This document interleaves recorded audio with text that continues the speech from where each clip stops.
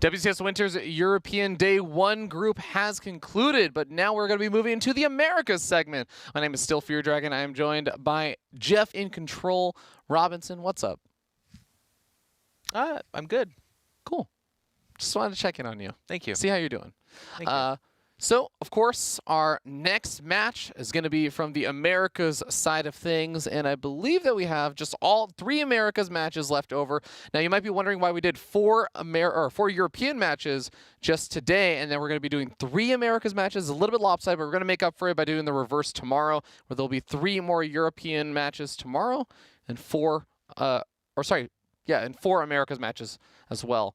But for today, we got the Americas matches of Cham versus puCK, Masa versus Scarlet, which is going to be a fun one, and Classic. then Neeb versus Time, happening here on twitch.tv/StarCraft. Any thoughts? Did you just give the full stream address HTTPS to people that are watching this stream? // A lot of people say backslash. It's / www.twitch.tv/StarCraft. You're like a Question mark the Walmart reader of equals Fear Dragon. Yeah, okay. No, but of course, guys, those are the matches that are going to be happening on this stream. And of course, if you don't know all the players and stuff, we can actually go over really quickly on the standings for these guys, which should be at a whopping 0 games played for all of these guys. Thank you, Robbie. I'm so glad that we went over that. But of course, this is the list of players you guys can expect. It's going to be Estrella, Cham, Masa, Neeb, puCK, Probe, Scarlet, and Time. We do have a few more Terran players here in Americas than we did in Europe. You show the graphic and then read it out to people? Yeah. I like it, man. You know, some people I know, because I used to be one of these guys, they're just listening at work, and it's actually helpful to just have You're not wrong. Said out. I laugh, but you're not wrong. And there's going to be something like, I watched this with my fetal child, okay? Fresh out of the womb. They can't read. Robbie's helping. It's fine. It's good. Exactly. I'm just I also looking out for him. As an aside, though, for everyone else, before we went live, Robbie goes, "Are we jumping right into it, or are we doing a full rundown?" And the guy goes, "Just jump right into it." And Robbie's like, "Belay that order." All right, I'm going to introduce these players. Can we do a prize pool graphic? Okay, I like it. It's fine. It's good. StarCraft. It's great. Yep. Okay. And we're also going to take a look at the bracket, it looks like, as we see. This is the playoff bracket. Again, in case you missed out on the explanation at the beginning of the day, the players who are playing in today's round robin, depending on their seeding that they make it out of the round robin in, the first seed will actually not just go and get matched up against like the 6th seed or something like that. Instead, they get seeded directly into the grand final. 2nd seed in the semifinals, 3rd seed, etc. 4th seed, it's so on and so forth. 5th and 6th Can't believe seeds that. Do what? You just you gave a breakdown of literally all the spots. No, I didn't say 5th seed. You said etc. at 5th and 6th after saying 1, 2, 3, and 4. 7th and 8th seeds do get knocked out, unfortunately. See, the thing is, I enjoy your pain in this situation, so this is how I get back at you. Yeah. Our first match, again, is going to be puCK versus Cham. Now, if you're interested in any of the other many matches that are going on, you can also be sure to check those out on twitch.tv/BaseTV, twitch.tv/ZombieGrub, and twitch.tv/Wardy with 3 eyes. But that makes sense because they're not there, so you should tell them where to go. Yeah. When you tell people here the full address of the I stream, understand where you're I'm weird. thinking of the YouTube audience. That's right. I thought of you, YouTube. I read your comments when I feel really depressed. And of course, again, guys, the places that you can find them once again is going to be at no, okay, it's not on camera.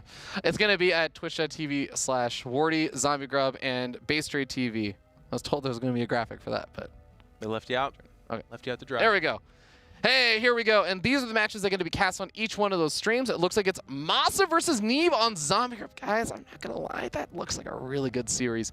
Probe versus Time. Australia versus China, one of In Control's favorite matchups. Yeah. And, of course, Estrella versus Scarlet, which should also be a really fun one. Estrella, one of the big up-and-comers right now in the North American scene. Yeah.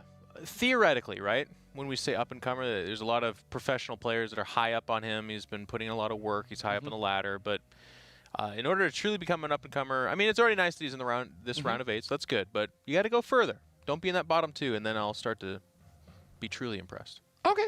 I think that's definitely more than doable. I know one thing that this, of course, is not going to be for Cham or puCK, but just one little aside is, like, I talked to a lot of the players for Americas, and almost all of the players in Americas are all saying, like, yeah, you know, I think that Estrella is the second best Protoss player in North America after Need. puCK said that? puCK is the one player I didn't ask. Yeah, you didn't ask puCK that one? That was the one player I didn't ask. puCK probably has a slightly different opinion. Yeah. But, you know, puCK and Estrella play a lot with each other as well, so maybe he would have a favorable opinion of his friend. Yeah, we'll have to wait and see. It's a good matchup. They ladder against each other just about every night. It's really fun. Yeah. puCK and facing off versus Cham, same sort of thing. They actually face off against each other quite a bit. Cham and puCK both play a ton of North American ladder, which is kind of cool because you got a lot of the American players. Like Scarlet doesn't really play NA ladder, Neeb doesn't really play NA ladder, but then Cham and puCK, they're some of the NA ladder diehards out there. Yeah, actual representatives for sure. And Cham here, of course, because he was able to beat Special, who's been the tyrant of that kind of Latin American scene. So can his golden run continue? That's definitely going to be the big question on everyone's minds here for this particular match. puCK, also one of those players I think has had some really, really nice performances in the past, but then it's kind of also had some disappointing performances. So it's always a bit of a question. Which puCK is showing up? Is it the puCK that's super duper impressive and can make like a top 3 or even a top 2, hell, maybe even just grand finals finish? Or is it going to be the puCK that maybe doesn't do so well and maybe actually gets knocked out in the round of 8? It's definitely possible either one could show up. Yeah, his highs are real high, and I think that's why people have those expectations of him, but I definitely agree that consistency is an issue, and that's always been a North American player's problem. Other than, like, I mean, you would say Neeb and Scarlet, but even they, I would tell you, like, their mark against them is that they can win the biggest of tournaments, but then they can kind of lose in the round of 8 and 16. That happens as well. They're consistency issues for them, just to a lesser degree. Yeah, it's relative to your skill level. Right. Now, of course, with this next match getting started, it looks like the game might actually be ready as we're getting ready to move into Cham versus puCK. Again, game number 1, best of 3, first round of the Americas side of the round robin. It's nice to set a bit of momentum up. I know I was talking with some of the guys saying like, oh man, I wish that I had gotten this opponent later. I wish I had gotten this opponent earlier or something, because it's really nice. It's important to start off with a win as you go into these round robins. Set up a little bit of confidence for yourself. So we're going to be starting down here, the bottom right-hand corner of the map, top of the red Protoss player. He is Root Gaming's puCK.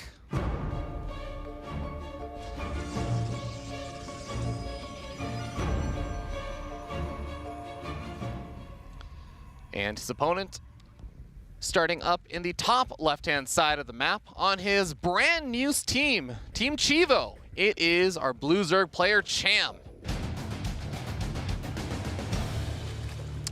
And it's actually worth noting that Chivo recently signed perhaps its most important acquisition in M. Canning, the #1 StarCraft 2 streamer, player, and personality, which is a pretty big achievement for that team. It's very cool. Oh yeah, I mean they effectively, between Sue and M. Canning, they have 2 of the strongest players in the world at this point. So yeah, yeah. I mean, certainly in M. Canning, Sue, it's a little bit harder. Yes, he did win Katowice, and he's placed in, you know, something like 9 or 10 GSL finals. I think that's pretty good, but when you consider kind of the full scope of what M. Canning has done for the game, a lot of people think that modern Protoss is basically kind of shaped off of not even his playstyle per se, but his potential playstyle. yeah. A lot of Protoss is theoretical, and it's kind of based around what M. Canning could end up doing one day. I mean, that was one of the critical things that Neeb had to rely on to win Kespa Cup back in the day, is what would M. Canning do? And we saw the success that he saw with that. So we'll see whether or not puCK can pull out a little bit of M. Canning inside of him. But of course, puCK, super duper solid player. He's got his own unique little play style. He would only have a little bit of M. Canning inside of him, though. Very little. If he had more, it would be a foregone conclusion. Cham would stand 0 chance. That's fair. Yeah. And we wouldn't even bother with the match in that case. No, I think we'd give it to like Wardy or something. He's up late. Actually, it's only 7 I'm trying to remember what was series. We gave Wardy a pretty good series. Zombie Grub got Masa versus Neeb, which I am super amped about. That series looks so good. Jeez. Try hyping this one up, though, please, okay? I'm excited for this one as well. How excited are you, though? So, Super, or? Huh? Are you super excited? I am incredibly excited. Okay, incredible. Incredibly excited. Good word. So Cham is one of those players that I think is also, I mean, we're talking about some of the inconsistency and stuff. Cham has had a little bit of inconsistency in like the past 5 or 6 months, where people had a lot of these high expectations built up around him based on his 2017. 2018, he sort of started living up to some of those expectations, but not really quite. So I think he's been looking strong so far this year in like a lot of the online tournaments and stuff.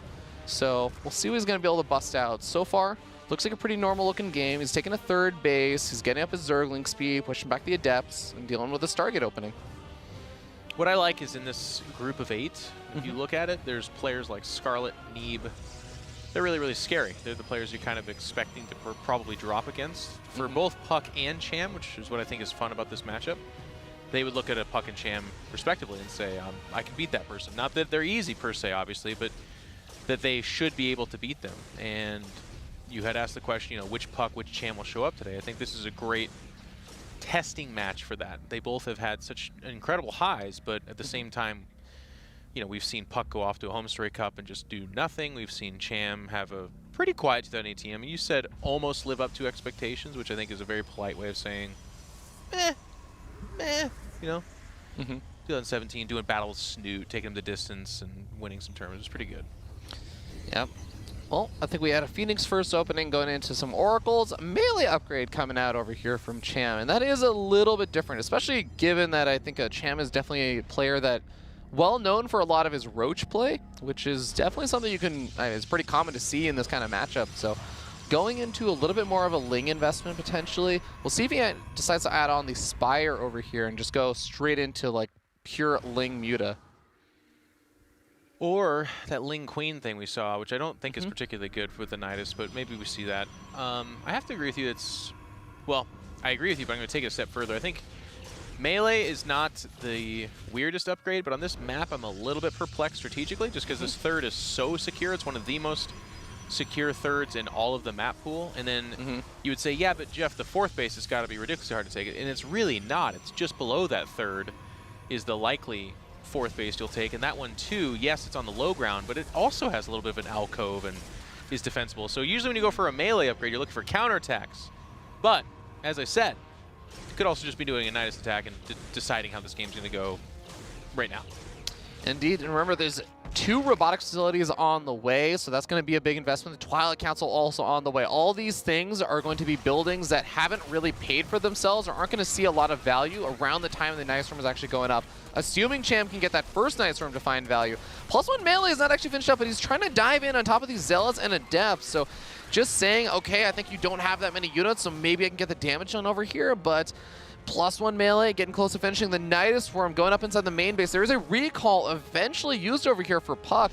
Is it going to be in time, though? The Oracles were the one units recalled, and it looks like that not even close. The Nidus Swarm survives with 20 hit points to spare. The Nidus starts shaking like that. It's all I can... Because it's like, it's going to be close, and then they just like, ha! They just all step out, and it's... I mean, double immortal is nice. You can secure the natural. The main is gone, obviously, and it's unfortunate that a lot of the tech is in there. I mean, he's already Nidus Swarming the 3rd base as well, so that's the transition point. The Nidus Swarm is going to go up. Not that much damage taken on that Nidus Swarm, and I think there's 1 or 2 transfuses also still available. And Lings with +1 melee just going to rip to shreds these Stalkers and a lot of these Zealots and Adepts. The Oracles starting to get picked off, and I think that at this point, puCK has been broken. Yeah. The Immortals were nice, but with nothing to insulate them. It won't be very good, and that's gonna do it here in a second as puCK kind of slowly gets the news. And I'll tell you what, I feel bad. I feel like I cursed this whole group because we were at the beginning of the day. We're like, hey, Nidus is really strong, and I was like, you know what? I don't think I think Protoss players are adjusting to him. They're pretty strong, but it shouldn't be the biggest. It's been a big deal. In fact, Lazer's 1-3 in his group, so not even that good of results. But if you watch all his games, they're all Nidus games, which kind of shows you how radical the results are. They're really strong, but at the same time, it is kind of an all-in. So if it doesn't work, the Zerg just falls on their face, and we've seen that as well. tough. I think that's something that we've definitely been seeing, and like figuring out where the balancing point is of when you've started over investing into the Nidus Worm plays, and like how do you transition out of it if it isn't working? That kind of stuff has been really interesting to see throughout the day, just across the variety of investments in the games. But so far, Cham going to be up 1-0 in his first series here versus puCK. We're going to find out whether or not he can close us out with a 2-0 as he moves on to Automaton. Again, a map that I think we do tend to see. It's kind of difficult. There's a lot of space to cover if you are dealing with the Nidus Worm stuff. But I really want to know, is puCK going to just go with another one of these Stargate openings? Because I know that a lot of pros players really like going with the faster robos to deal with Nidus Worms these days. Yeah, and that to me is the actual kind of hidden strength of the Nidus attack, is that if you are going with these sub or more suboptimal, just like fast robo opening, yes, that counters Nidus, but then everything else that they do, it's not as good against. So I don't think, I think this game, like if he had the Oracles back at home, he actually probably kills the Nidus before it does finish. And then once you get 2 to 4 Immortals out, a Nidus never finishes inside your bases. Yeah. And then all of a sudden it is that map dynamic where it's like, are you going to come up a ramp into the third, into the natural, and with Lings and Queens? That's really tough to do. So I don't know that, I mean, it probably bothers puCK just because he could have defended, but it's, I don't think he needs to reinvent the wheel in Game 2. Yeah. It seems like we do have some updates on some of the other matches that are happening over on Wardy's channel, ZvP's channel, and Base Trade TV. If you guys want to see the results of those, I would highly implore you guys to go check out their channels. But of course, beyond that, we do already have first game taken on most of these series. It looks like Time already taking the first game versus Probe, as well as Scarlet taking the first game versus Estrella. Masa versus Neem still sitting at a standstill 0-0. Yeah. Thank you, Ravi. Yeah, of course. You give that Anytime. Yeah. Can I do anything else for you, Jeff? Do you got a white monster? I mean, I know where they sell them. I can go get you one. Do you want me to go get you one? No, it's okay. Thank you for offering that. That's of course. Anytime. Anytime. A little brotherhood we have here. It's nice. Yeah. Of course, guys, we're just waiting for game number 2 to get started on up. Cham and puCK just sitting in the lobby right now, waiting for the ready. Oh, actually, it looks like Time just took the 2-0 over Probe. Ooh. Congratulations to Time. I know that he was one of the players that I think there was like some pretty high expectations given like his run. I think it was at Montreal last year where he made a really good run. Was beating Hero Marine, made it to like the semifinals and stuff. And that was there was a lot of hype around him just because of that. So it's really cool to see WCS Winter, first premier WCS event of the year. We're starting to see him already doing really well. Goes back even further than that. Total Biscuit ran tournaments playing some of these players, and he was an early adopter of Time, so this guy's going to be something cool, so it's nice. Obviously, I think the biggest roadblock for a player like Time is playing out of China online. There's just going to be a lot of ping issues, but able to take that win against Probe. Now, to be fair, and this, again, is no slander to Probe. He's a really great guy, does some awesome content, but in this group of 8, I think that is the guy that most people are going to look at as trying to feed off of. You should beat Probe. It's always really nice and pleasant when he surprises you and wins those matches against those top players, but he shouldn't in this case. In Time, that's the win you're supposed to get. All right, well, we're going to be starting down here in the bottom left-hand side of Automaton, the red Protoss player from Root Gaming. He is puCK.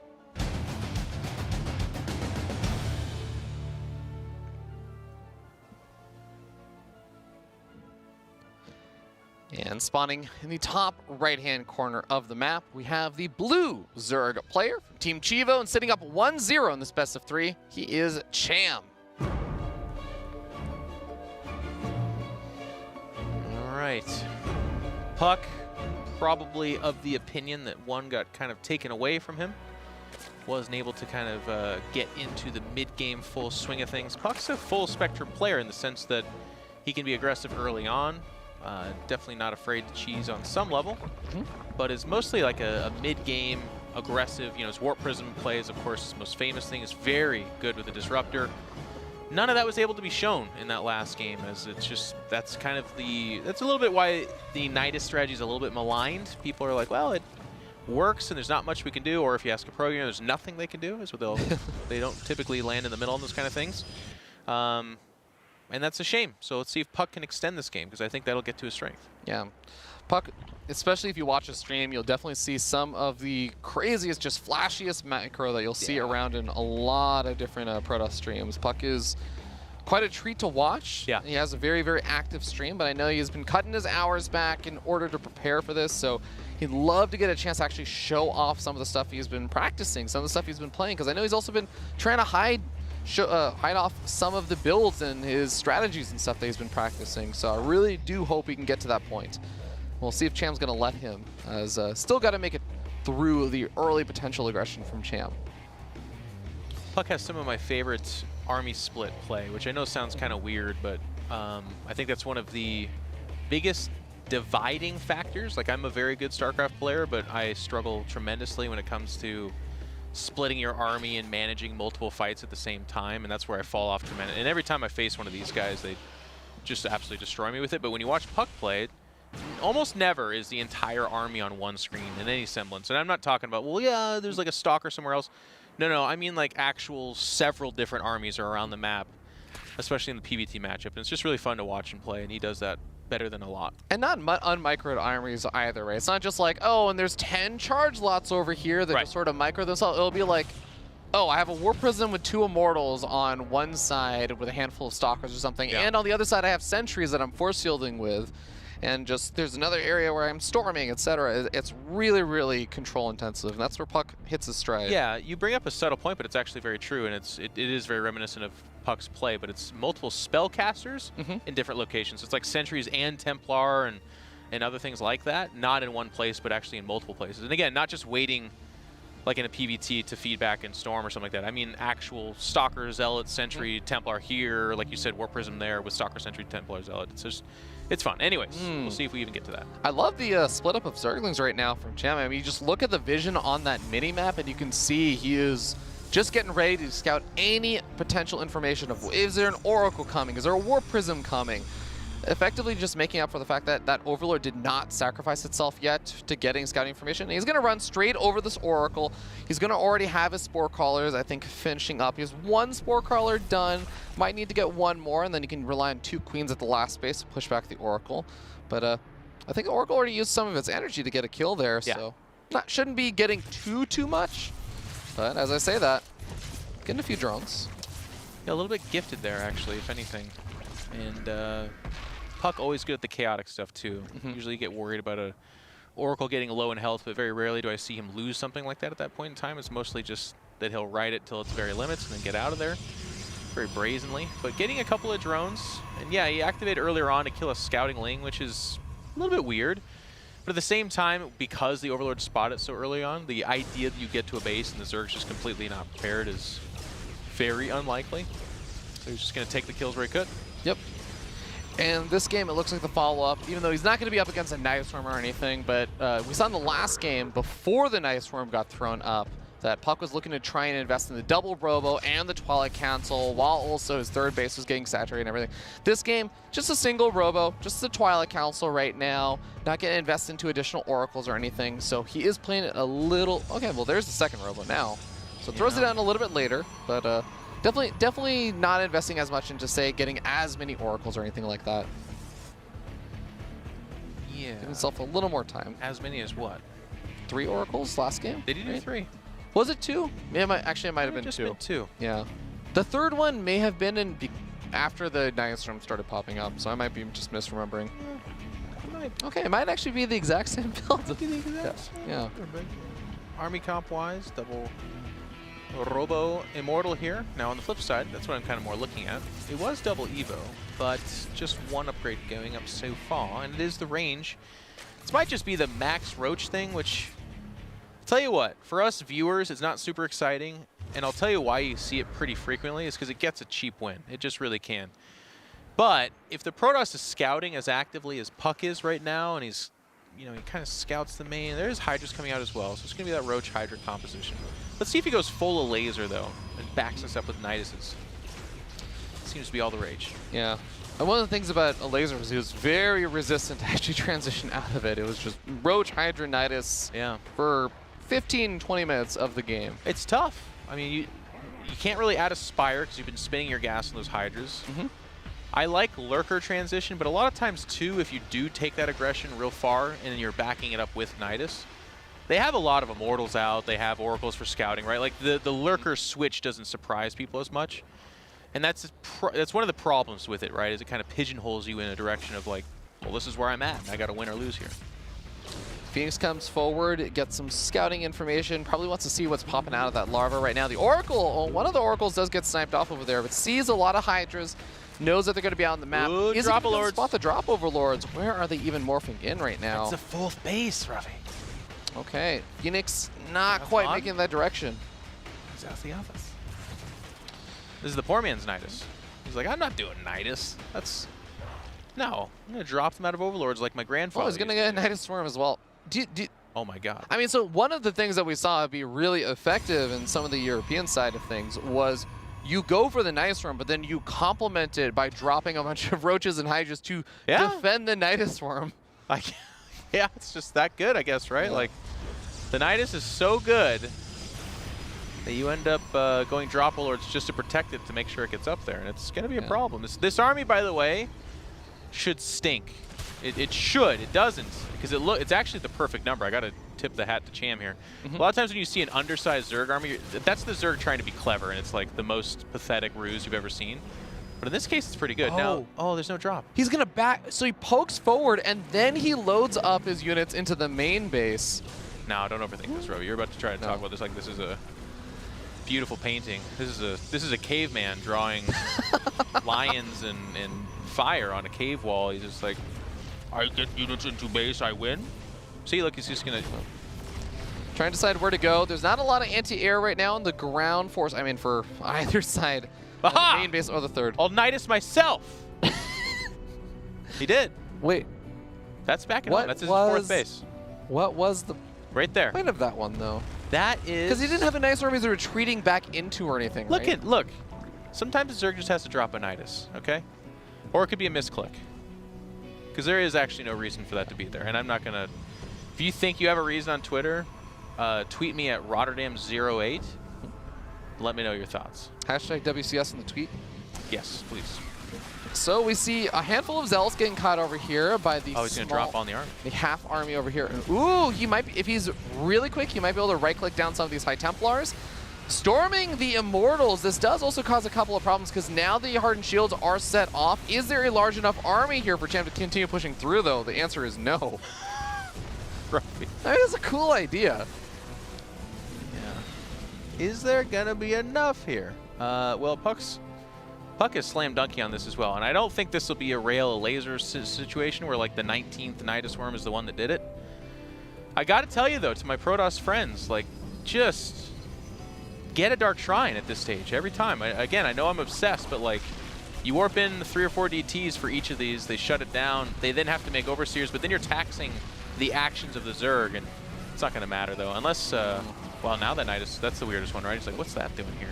The Immortals kind of on their own, but there's more than enough, especially with the Storms, to just clean up the Roaches and Hydras. And with that, Cham falls pretty heavily in supply, loses his Queens, soon he's going to be losing his 4th base, as well as that Nidus Swarm. Yeah. Wins the first game with Niduses, second game, over-aggression with Nidus. Gets shut down and loses. And it's not because of the Nidus per se, but you can just see when it gets defended, the Zerg ends up in kind of a weird spot, right?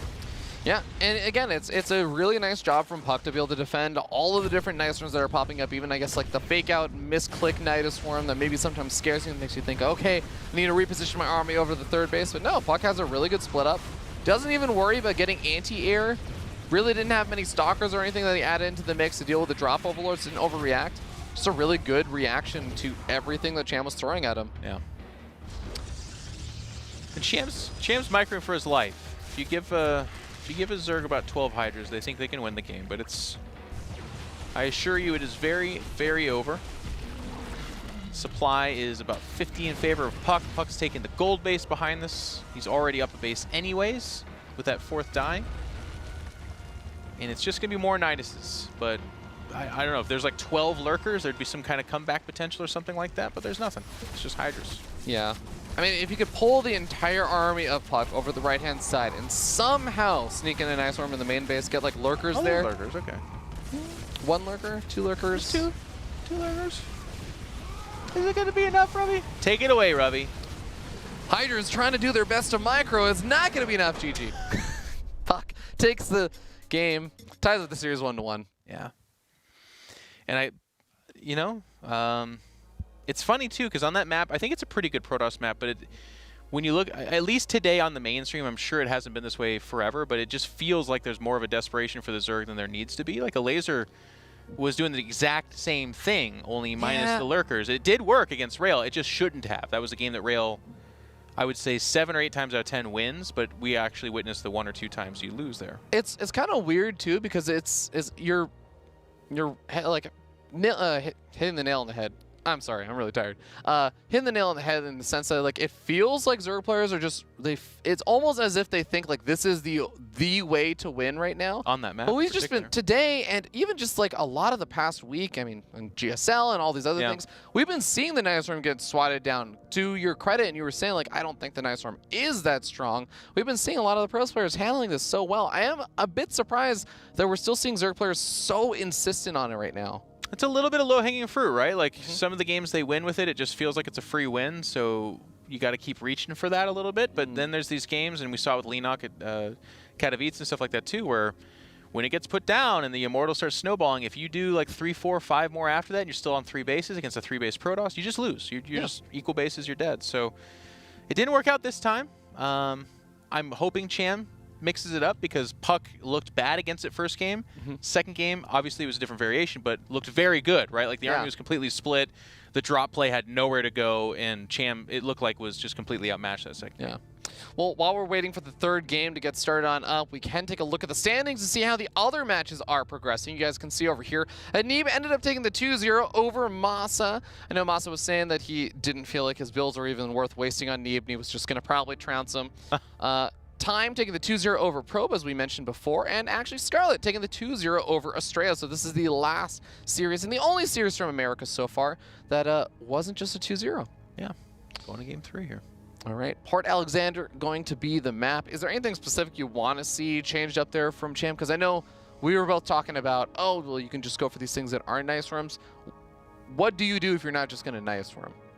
Well, it's not like you can't make them. It's just last game he got locked into, he wasn't scouting, he wasn't reacting. He was just like, I'm going to make Roach and Hydra, and I'm going to Nidus with him. The drop play was nice, but then he kind of did something weird where, and you were doing a nice thing. You're trying to make this look like it was good, but it wasn't. He put the first Nidus in the back mineral line, where that's typically a good spot, but puCK had a warp in. Then he brought the drop over, but the Nidus already triggered half the army to kind of come into the main, and then that shut down everything. And then from there, it didn't seem like he had a backup plan. So this game, to answer your question, I'm hoping for more traditional play, and yes, back up your army with the Niduses, or maybe later threaten some Lings running in and that kind of stuff, but don't make it the entirety of your strategy, because I think puCK is dialed in for it.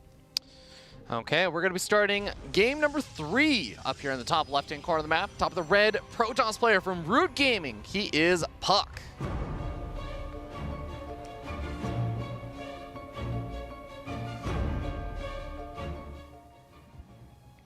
And his opponent, starting down in the bottom right-hand corner of the map, the blue Zerg player from Team Chivo. He is Cham.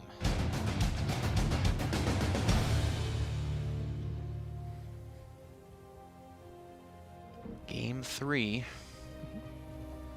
And like I said, both these players in this matchup, this is one of the ones they said I can win that, and I need to win that to get higher up in the top 6 as opposed to just in the top 6. I think that's the other thing here too, is both Cham and puCK can say, no, I could be number 3 or 4. Why not? On a good day, especially puCK. puCK does not lack for confidence. I don't know Cham as well, but puCK could probably say, well, I beat Neeb.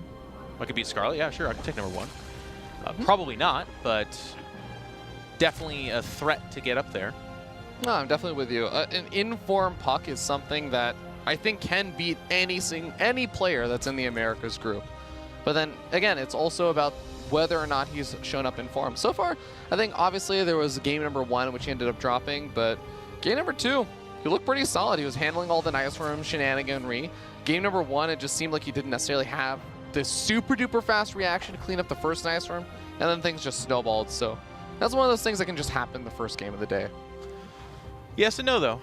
Different builds. The first game was the very fast Nidus, just with queens and lings. So the Protoss doesn't have much at that time. It really is only If you went Robo, then you better have an Immortal or two, and if you went Stargate, you better have those Oracles in position. Otherwise, you don't have a ground force, whereas in the next one, you know, he was already at like 150 supply of gateway units and stuff, so very different variations, but otherwise I agree. This time around, it's going to be pushing forward that low ground Adept backed up by the Stargate. Seen a lot of Stargate today, by the way, too. That was WSG and Katowice. We saw a lot of Archon drop, and not as much Stargate. Still some Stargate, mind you, but this time around, it's all Stargate today.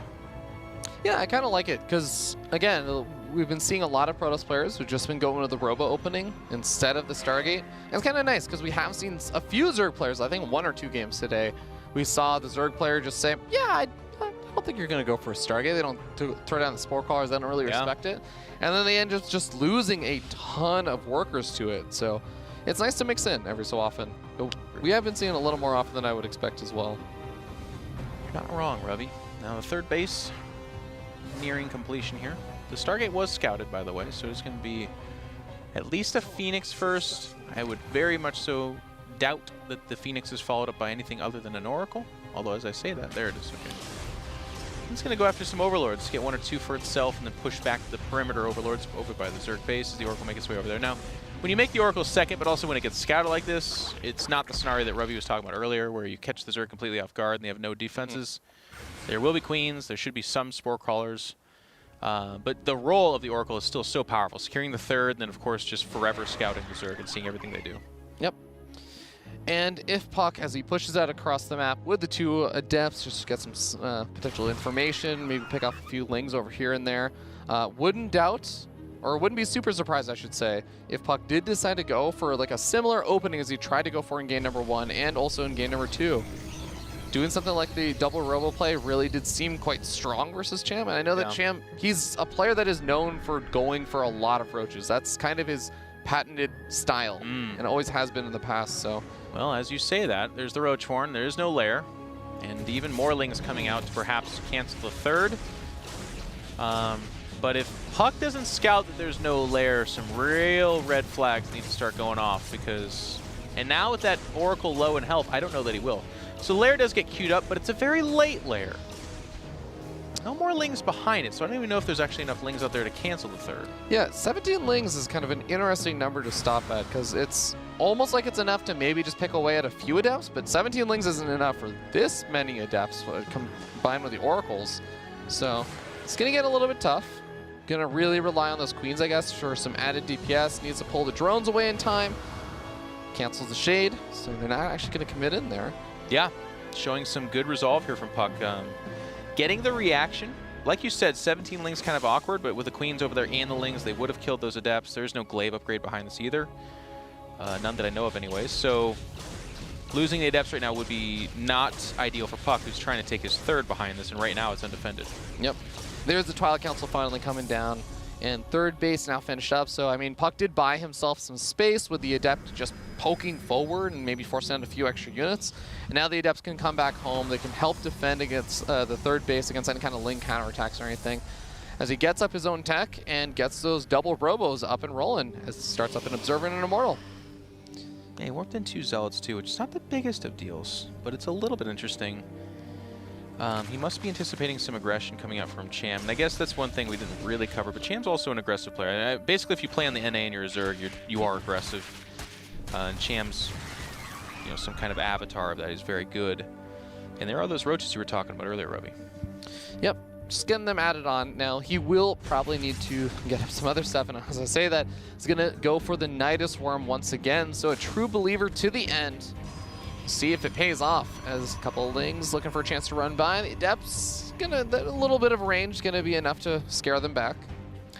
Well, this Nidus, you can see the Overlord making its way to the main, which is completely viewed, by the way. But backed up by the Queens, and then making perhaps some Roaches into Ravagers, or maybe not, kind of depends. This timing is very potent. It shuts down the Oracles, the Phoenix won't help that much, and then of course Queens just tank Immortals very, very well. It's going to be all about this defense here for puCK.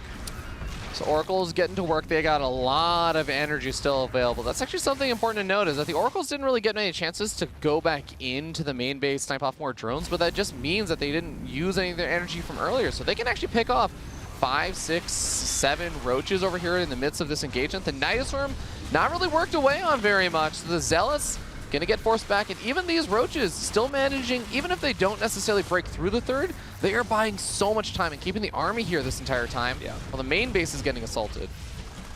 Now, the probes are going to get pulled because just having enough here is kind of the question. A lot of units coming out of that Nidus as it gets really low and does end up dying, but so does the entire ground force. It was a recall, by the way, to get over there, and this third then ends up dying. And this is the real strength of the Nidus, is that it outmaneuvers the Protoss. So recalling back, I mean, that just delays it. Recalling back the Immortals was the saving grace for the main base, but in doing that, they may have just lost the third. Yeah, keeping the Immortal alive is nice with the Phoenix. It's some nice little micro tricks, but he loses the third base. Might have to be worrying about another Nidus Storm. Those Zealots are not automatically attacking inside the main base, so losing a bit of time there. The Zealots still not attacking, and finally they go in with charge. 4 Zealots jumping on it halfway through. Is it going to be in time? Well, are there any Queens there? Doesn't look like it. Yeah, no need. Now, one of the kind of different things here is that behind this we have an infestation pit and already a 4th base. So losing the third is very costly for puCK, and sometimes, and this is terrible as well, but the like Roaches doing this damage is okay because you have this base of this incredible army of Immortals, and he still has 6 there with 2 more on the way, so that's still pretty good. But without the third and with the Niduses showing up over and over again, my willingness to say puCK is ahead here or safe is nothing. Yeah, I really like the decision to go for Burrow, because once you start getting these Night Swarms up, if you can even just burrow a couple of these Night Swarms, I mean, it's not exactly like there's going to be a mass of observers, or the Oracles are going to be using all their energy on just trying to kill Roaches, not so much to try and detect the burrowed ones. So keeping some vision range, keeping some of these Roaches alive, shuts down the third base. This is all going to be really nice, but puCK might even tap out before Burrow finishes at this point. Yep. Plus 2 weapons even getting denied. He's just getting picked apart. And he's maybe going to defend in front of the Natural, but he's losing tech behind the Twilight Council, the Forge. They all died. And there's the thing about the Nidus is the entire army can relocate in the blink of an eye, right? So like there's the whole army all of a sudden. And if you do come up there to defend it, well, then it goes back in the tunnel and shows up at the other worm that's now third base, which is a far distance for the Protoss to travel, but nothing for the Zerg. Yeah, I like the swing in from behind to try and clean up that Nidus Storm, but the problem is the army is already so big that I don't think Cham is afraid of trying to retreat back. He's just looking for kills on some of these Immortals, and he's going to get it. Taking his first series 2-1. Yeah, and that was, I'll tell you, you can kind of see that my brain is still wrapping around the Nidus, right? Like I was like, let's not be aggressive with it. puCK's dialed in. Cham's like, get out of here. Commentator does exactly that, does aggressive Nidus. It is the third look at it, which I think is part of the strength of it too, right? In this best of 3 games, we saw 3 different ways to use the Nidus. Yeah. Well, not ways, but text behind it, I guess. And game 1, easy win. Game 3, much more technical, definitely showing off the skill there from Cham, but at the same time, just the concept of third main getting hit over and over again and the Protoss getting whittled down as they try to defend both.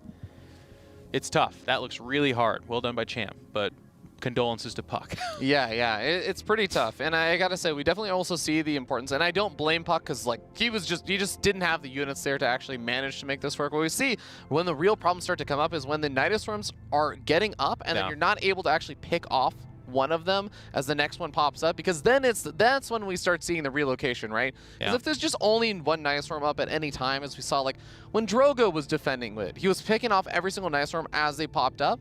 So there was never that massive relocation of the entire army. It was just half an army at the time.